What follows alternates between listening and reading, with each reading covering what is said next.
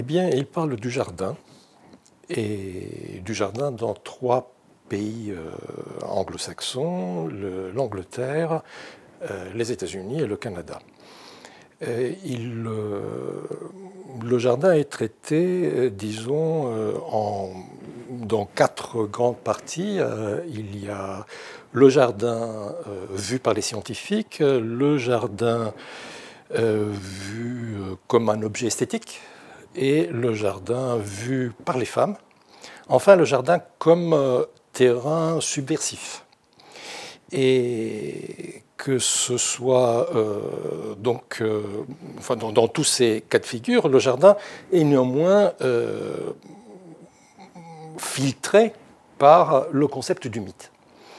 Et si bien que à la fin, on voit que soit tous ces cas de figure émanent du mythe, soit tous ces cas de figure deviennent source de mythe. Donc on a des jardins qui sont issus enfin, de plusieurs mythes, enfin, le mythe de l'Éden et d'autres mythes qui parlent du jardin, mais il y a aussi, dans plusieurs cas, des créations de jardins qui deviennent des mythes en eux-mêmes.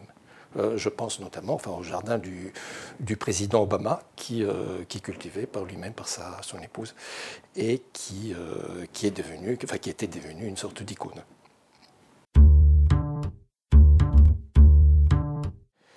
Eh bien, c'est qu'il n'y a pas une seule raison, il y en a plusieurs pour lesquelles on l'a écrit. Il faut d'abord dire que ce n'est pas un livre individuel.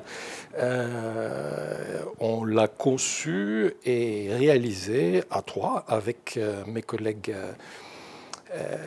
Guélard Ivar et Jean-Michel Ivar. Ils sont tous les deux spécialistes de civilisation, moi-même je suis littéraire. Et donc la première raison, c'est que nous faisons tous les trois partie d'un laboratoire de recherche dont le premier axe est dédié au mythe. Il s'appelle Mythe et Sacré.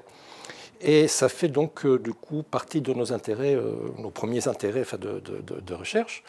Le deuxième, c'est que nous faisons aussi partie de la SFR Confluence, c'est une structure fédératrice de recherche à la MRGT, à la Maison de la Recherche Germaine-Tillon, qui a comme objectif de fédérer la recherche entre différentes disciplines.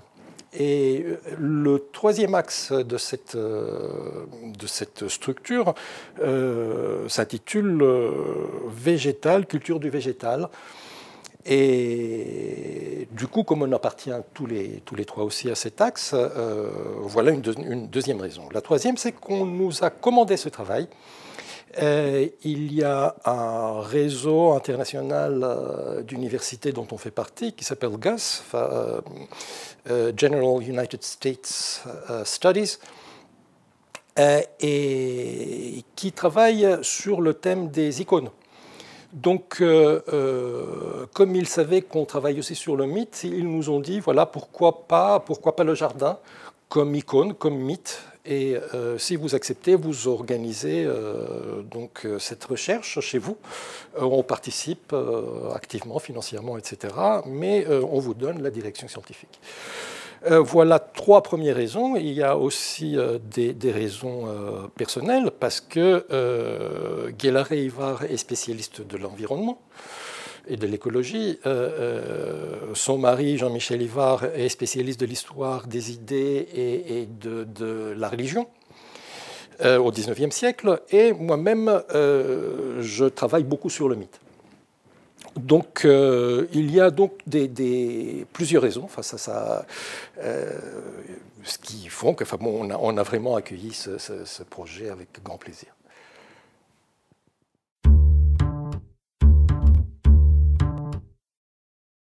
Qu'apporte-t-il de nouveau? Il y a, à vrai dire, beaucoup de livres sur le jardin qui sortent tous les ans, mais qui ne sont pas comme le nôtre. Souvent, les livres sur le jardin sont des livres de vie pratique ou des livres d'images, enfin, qu'on met sur une table et qu'on regarde. Celui-ci est bien sûr un livre scientifique, et sa particularité est qu'il est fait par des chercheurs de disciplines différentes. Il y a des anthropologues, des historiens, des sociologues, des anglicistes, bien entendu, des littéraires, et chacun a apporté sa petite pierre, enfin et représente aussi sa discipline, pour aboutir à cet ouvrage. Mais ce n'est pas tant la pluridisciplinarité ou interdisciplinarité de ce travail qui est la plus intéressante, je dirais, et la plus originale. C'est que nous avons utilisé le concept de mythe de manière un peu moderne. Pour nous, le mythe était conçu d'emblée comme un véhicule d'idéologie. Le mythe est un concept assez problématique parce qu'on ne sait pas trop ce que c'est aujourd'hui. On n'arrive pas à le définir de manière essentialiste parce que ce qu'il est. Parce que c'est un terme très ancien que l'on a récupéré au XIXe siècle. On a fait quelque chose de tout à fait différent de ce que cela signifiait dans l'Antiquité. Si bien qu'aujourd'hui, sa polysémie fait du mythe, comme a dit un spécialiste, une espèce de poubelle. On met toutes sortes de sens dans ce mot, sans savoir trop ce que ça veut dire. Alors, on s'est dit, pourquoi ne pas définir le mythe, non pas parce qu'il est, puisqu'on ne peut pas le faire, mais parce qu'il fait. Et quand on le définit par ce qu'il fait, on se rend compte qu'en fait, il porte des messages idéologiques très forts.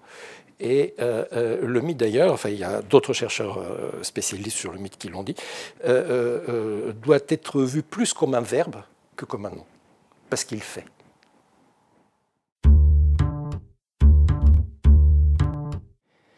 Le meilleur moment, je pense que c'était quand on a réuni tous les chapitres qui composent cet ouvrage, après avoir évidemment créé le cadre. Et on a pu constater que des gens venant de disciplines si différentes, finalement, avaient créé quelque chose qui était une sorte de chœur. Une polyphonie qui était harmonieuse. Enfin, les articles sont en dialogue entre eux, les différents chapitres et les différentes parties aussi. Et car tout le monde a trouvé intéressante cette idée de considérer le mythe dans sa fonction idéologique.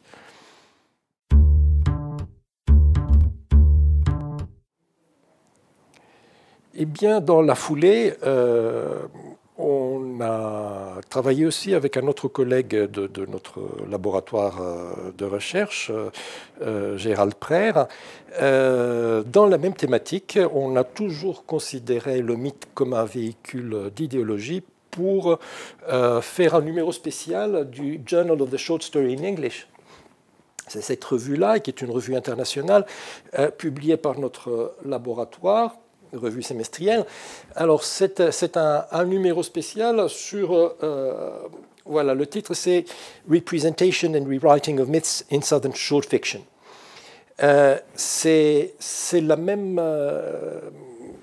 démarche. Le mythe, là, il est aussi considéré comme un véhicule d'idéologie. Et le résultat est tout aussi heureux.